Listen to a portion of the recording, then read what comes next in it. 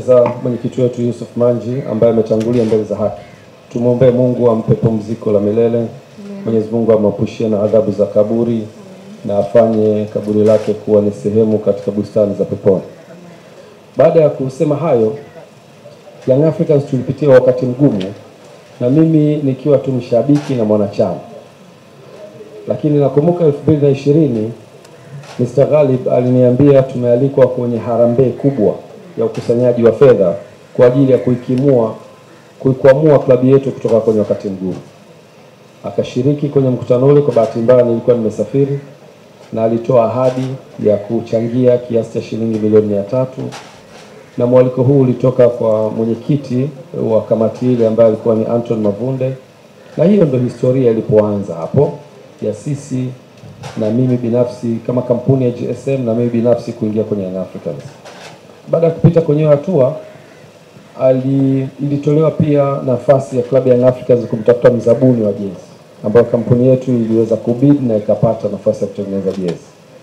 Na mimi ikiwa kama mkurugenzi wa uwekezaji, ilikuwa ni fursa kwangu kuhakikisha tunapata ile biashara. Lakini baadaye tukaja kugundua biashara hiyo haiwezi kwenda kama timu haifanyi vizuri. Kwa hiyo ikakaa na Mr. Ghalib akaniambia, bwana, sasa hii bahati nzuri ni timu unayoshabikia na wewe ndio mwekezaji mwenyewe, fanya jitihada sasa ili biashara ifanikiwe kuhakikisha una elevate level ya timu. Basi nikaja kwenye nafasi hiyo ya kibiashara, lakini kuhakikisha tunainua thamani ya klabu yetu ya Young Africans. Basi ndio tukaanza hapo, ikabidi tusajili wachezaji. Nakumbuka mwaka 2020 mwanzoni, wakati wa dirisha dogo, tukasajili wachezaji 4. Tukamsajili Ditra Mchimbi, tukamsajili Adeum Saleh, tukamsajili Bernard Morrison, na tukamsajili Haruna Nionzima, na karudi baada ya kuitumikia Young Africans na baadaye Simba na baadaye karudi Rwanda. Kwa hiyo ulikuwa ni task yangu ya kwanza kusajili wachezaji na kuhakikisha timu inakaa mahali pazuri. Kwa hiyo tukaweza kuihamisha kutoka Neverland kuja Regents Hotel, tukaitafutia uwanja wa mazoezi, tukapata uwanja wa chuo cha sheria, tukaanza kufanya kila linalowezekana kuhakikisha timu inashinda, kwa maana ya kumotivate, kuweka thamani ya kifedha. Na wakati huo klabu ilikuwa iko down kwenye kila sehemu. Tukamleta pia coach Luke Aimer kama mnakumbuka, na baada ya hapo kuanza kuweka motivation. Nakumbuka mara ya kwanza Nugas alikuwa anabeba kabisa milioni 10 kama furushi kuhakikisha anawaonyesha wachezaji kwa jamani, fedha ni hizi, mechi mkishinda mtaondoka na hizi fedha. Ilikuwa ni sehemu ya motivation kwa ajili ya kupromote wachezaji waweze kufanikiwa na kutupa matokeo. Tulikwenda na baadaye tukaweza tukachukua nafasi ya pili kwenye ligi. Ulikuwa ndio msimu wa kwanza wa 2021 ambao nilishiriki. Kwa hiyo baada ya hapo nikawa naona gharama zinavyoenda. Yaani ukitaka kuihamisha timu kutoka sehemu hii kuipeleka hii inahitajika gharama. Ukitaka kumsajili mchezaji inahitajika fedha. Na fedha hizi zote zilikuwa zinatolewa na Mr. Ghalib free from his pocket, kwamba nataka tuisupport team sasa. Nikaja na wazo kwa ile background yangu ya investment, tukasema lazima tuwe na short term plans na tuwe na long term plans. Short term ni hii kusupport, kuinua quality. Lakini long term hii timu inapaswa kuweza kusimama kwa miguu yake. Inaweza kuwa ni 100% au inaweza kuwa ni 50% au inaweza kuwa 75%.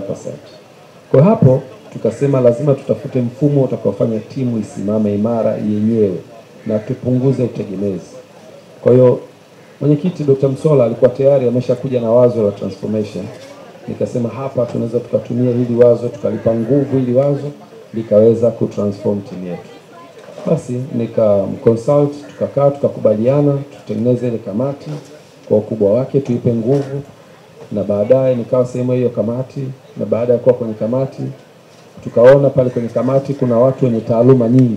Kuna wanasheria, mwenyekiti wetu Mzee Mgongolo, kuna kina Arafat walikuwa wanatoka kwenye finance, kuna Ivan Tarim walikuwa wanatoka finance, mimi natoka kwenye engineering, lakini wote tunakosa elimu ya transformation. Ndio hapo sasa tukasema lazima tutafute consultant, mtu atakayetusaidia kujifunza dunia ya sasa inaendeshwaje, mpira wa sasa unaendeshwa vipi. Kwa hiyo tukaweza kufanikiwa kupata La Liga, wakatushauri, tukajifunza kutoka kwao na sisi tukajifunza, wao wakajifunza pia culture yetu ikoje, tukakama na mfumo wa mabadiliko. na mfumo ule ulipelekwa kwenye mabadiliko ya katiba.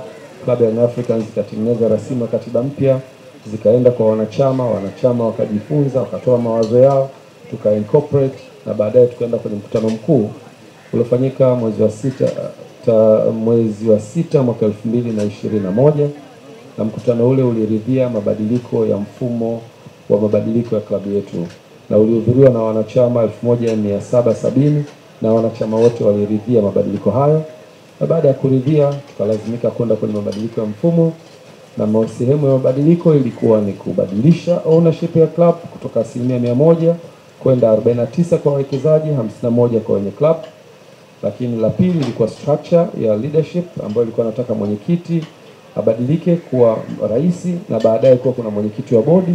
Na eneo la tatu ilikuwa fan engagement, ambayo yote hayo tulianza kuyafanyia kazi, na mnamo mwaka 2022 tukafanya uchaguzi wa kwanza ambao ulikuwa ni matakwa ya kikatiba baada ya katiba yetu kusajiliwa tarehe 14 mwezi wa 12 mwaka 2021.